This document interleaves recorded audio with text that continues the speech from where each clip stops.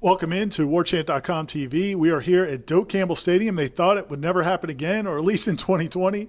But after two cancellations and a postponement or a change of venue, Florida State beats Duke today at Doak Campbell Stadium 56-35 in a game that was a little bit rockier than that score might sound. Florida State raced out to a 28-0 lead.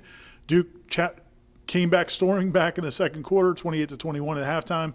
But Florida State pulled away in the second half. Showed a little response, Corey, a little response that you are not as impressed by as some people. But, hey, that's how life is. Florida State gets the win. Jordan Travis comes back healthy, passes for 2 touchdowns, runs for a touchdown. They rushed for 6 touchdowns as a team. Defense forced 4 turnovers.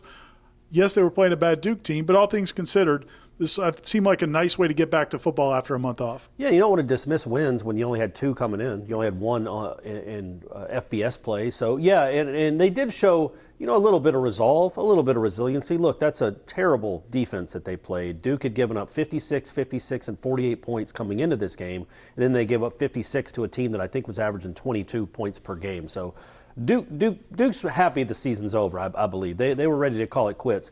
But, Florida, I was pretty convinced that Florida State was going to trail in that game at some point. Once they got down 28-21, Duke felt like they had the lead. And then they had that crazy drive right before the half where it was 3 holds in a row, and then my man takes a timeout to take a knee.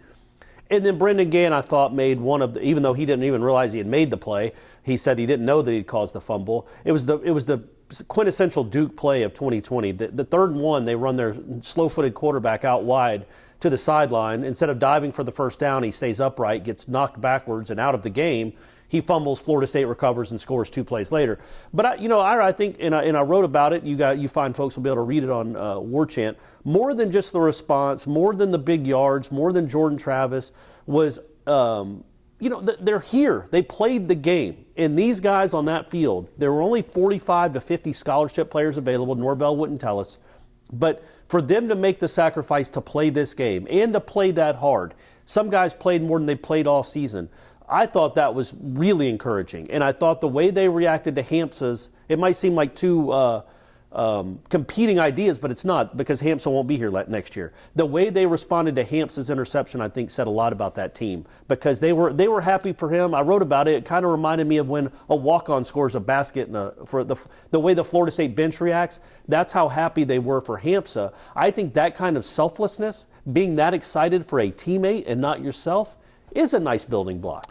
Earlier in the week, well, actually the last 2 weeks, when Mike Norvell and his assistant coaches talked about the practices they had last week and this week, a lot of people kind of, just were like, yeah, whatever. No, people were just dismissed it, because early this season he talked about how together the team was and how much he liked some of the things he was seeing, and then they went out and played terribly and got beaten games and didn't even compete in 1 or 2 games this season. So people were kind of over it. They didn't want to hear it.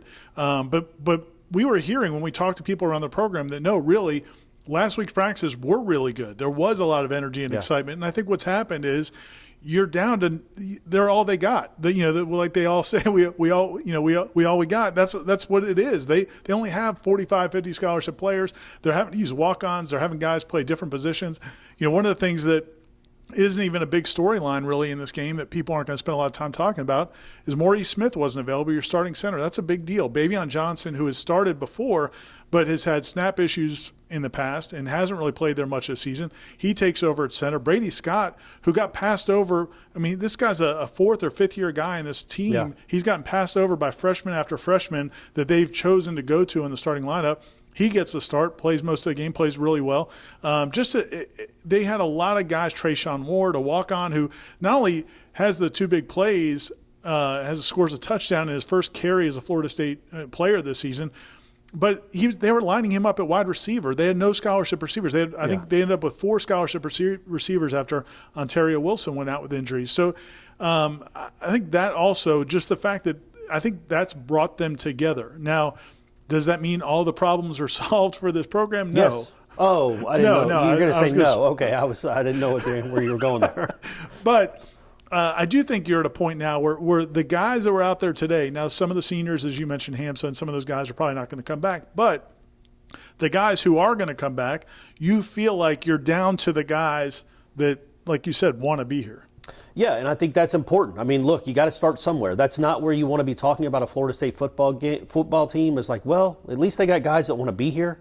You want guys that want to be here and then are going to be playing on Sundays. We don't. This roster isn't really loaded with that right now, but you do have to start somewhere. And I do think a belief, a caring for one another, being involved and invested.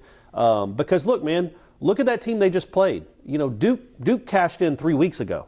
Duke defense has proven they don't want to do this anymore. And I say that because you can be like, look, well, Florida State's defense gave up 35 points. Well, Florida State's defense gives up 35 to everyone, or 40. Duke's defense actually wasn't terrible at the beginning of the season, and they just cashed in their chips about 4 weeks ago. And look, this has been the hardest college football season ever. What these kids have to go through just to play the game. And a lot of good teams are having kids that are just not engaged and not investment and don't care anymore.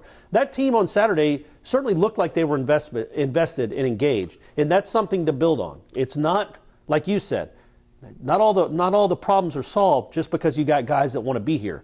But you do now have guys, you do know you have some guys that want to be here. That's important. And I do think as we talk about the team itself maybe, hey, man, I thought Toafili showed us something 2 months ago, 3 months ago, and he was either hurt or just had a hard time getting on the field. I think that guy is the truth. I think he can be a big part of this program moving forward, and he's going to be a big part of this offense moving forward. And he just showcased a little bit today. The cool thing about him is he's had, and we've enjoyed talking to him when we have talked to him this season, but he had 30 carries all season. He gets thrust into the starting lineup because LaDamian Webb has opted out, and had 7 carries for 117 yards, also caught some passes. And when we talked to him after the game, you would think he didn't do anything. I mean, he is so confident in himself, not in a bad way, but just he knows that that's who he is, and he expects to do that. And you're right. I think him, Ja'Kai Douglas, there's some other some other young players that showed a lot. The other thing, and going back to the intangibles, I thought the response to Aslan's question, I brought it up on the post-game call-in show that we did with Gene and Tom. You can go back and watch that as well. But in the post-game, when Aslan asked Hamza Nasruddin and Brendan Gant, like, do you want to keep playing? Because what we've seen so far, and just this past week, Boston College and Pitt have both already said, and they've had good – well, Boston College had a good season. Yeah. Pitt's had an okay season.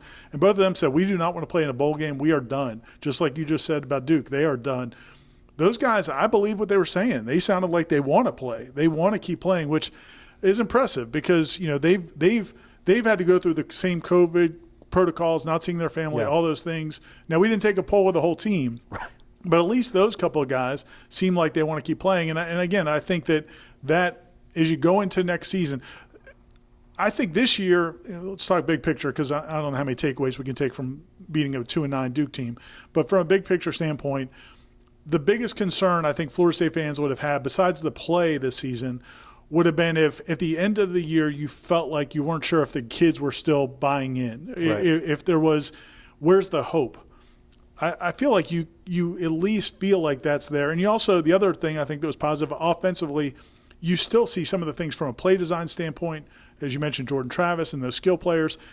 There are things you could get excited about even after it may end up being a 3-6-7 season or it might end up being a 4-6 season. But either way, it feels like there could be things trending in the right direction, at least on one side of the ball. It could end up being a 3-6 season. I think we're actually kind of leaning towards that. When you lose Emmett Rice and Fabian Lovett and Ontario Wilson on top of what you've already lost, you are down to the nitty gritty. You might have 41 scholarship players available. But to your point, I think, man, if you're a Florida State fan, the play where they fake the pitch, Travis stands up and hits Ja'Kai Douglas, who's wide open. Those are the kind of plays where you're like, okay, again, this coaching staff can do this. Like, that's an impressive play because they had set that up for 3 quarters. I feel like they'd set it up the whole season. Oh, yeah. But even that play, the toss sweep out wide, they had not done that much this year. They made that adjustment in game and it was working. And then to set that up and hit Douglas down the middle for a wide open touchdown, that's a positive play. And then again, we've talked about it a lot, but Jordan Travis is a difference maker. I thought that he struggled there after those 4 straight touchdown drives. He struggled a little bit, but that's to be expected. He had nobody to throw the ball to, literally. Keyshawn was the only guy that's really ever played here before, and I don't even think he threw him a pass. So there was a lot. There was a lot Just a lot of ups and downs and stops and starts. But also, I thought overall, Jordan Travis shows you what he is. Yeah, and a tough matchup for those offensive tackles. You got a redshirt freshman and a true freshman offensive tackle going up against Duke's defensive ends.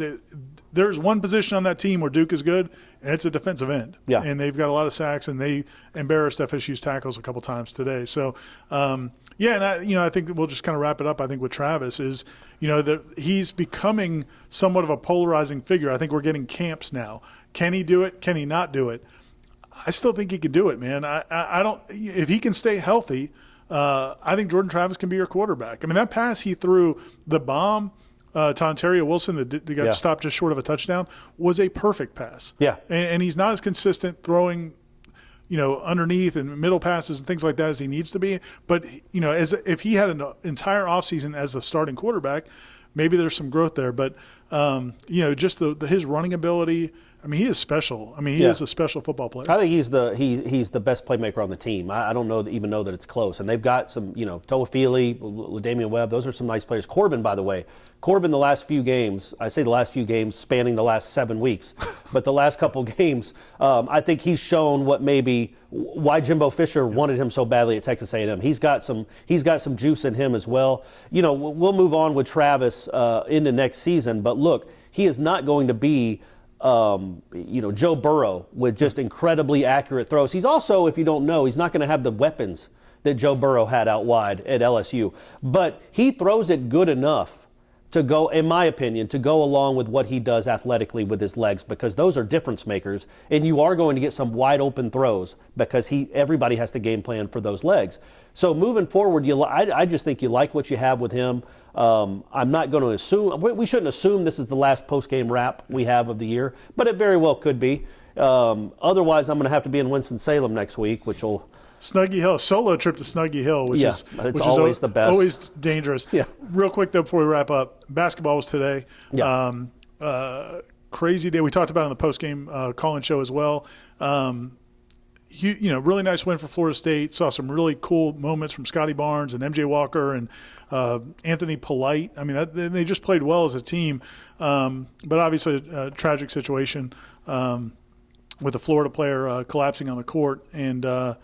And our thoughts are obviously with them, but with him and his family. They're staying in Tallahassee as he gets medical care. But your thoughts on what we saw out of that basketball team for their third game of the season to play it, I think, as well at both ends of the court as they did for most of that game. Yeah, it was a really good win, especially after they got behind early. But it's all, I was going to try to make it like a combo column that I wrote about what a good Saturday for Florida State. And I just feel hard. It just feels hard celebrating that win too much because we don't really know the status of Keontae Johnson. I've never been in an arena where something like that happened. I've been here plenty of times where people get carted off, but you assume it's a concussion or it's a broken leg, not where you're worried if somebody's going to survive. And that was really it just took the air out of everything, except for all the Florida State dunks. I mean, those were something else. But yeah, that was a good win. It's just hard to get. And I was like, I just don't know if I want to write about it because it just seems almost callous to write about what a great win it was when somebody's in the hospital and you don't know their status. But yeah, man. Leonard Hamilton does what Leonard Hamilton does. And I think, again, going back to tying the two programs together, that reaction to Hamsa, I'm just telling you, and the reaction to Treshaun Ward. Treshaun Ward's also. Treshaun Ward, I mean, those are building blocks, man. I'm just telling you, folks, when you watch the 2012 Florida State team, basketball team, not that, the 2014 Florida State basketball team, it wasn't like what it is now on the bench. It just wasn't. Guys would stand up and politely clap maybe sometimes. They wouldn't explode out of their seats when somebody hit a three or made an emphatic dunk. It just didn't happen. Well, now it happens all the time over there because that's the culture. Maybe these little moments here build like a camaraderie that just seems like it's been missing for a long time. But then again, it's Duke, and Duke makes everybody feel better about themselves. But I would say this is true, but I would say this, though. When we asked Brendan Gann about the response in the second half, one of the things he said was, we had to remind each other to just be good teammates, to just keep playing hard, keep doing your job, not try to do anything special, and just keep being a good teammate. And I think that is something that this team has needed to learn how to do again. As you said, the basketball team has done very well. Shout out to Gant, though, by the way, because he was, I mean, I know it's been a long time, but he was not good against NC State. He had a couple of embarrassing plays in that game, but then in this game he comes back, has a crazy interception after being pushed down, and then that hit that kind of changed the game. So good on him for coming back and creating a couple turnovers. Also, Travis Jay with the Jordan-like interception. We'll wrap it up here from Doak Campbell Stadium. Plenty of coverage on the site at warchant.com. We've got your column that's going to be up on the site by the time anybody sees this. We'll have a story about Hamza and the reaction and all that kind of stuff. Also looking at some of the young players who shined for the first time for Florida State. You can check all that out at warchant.com. For Corey Clark, Irish O'Fell, Aslan Hedgevandi, we'll see you next time.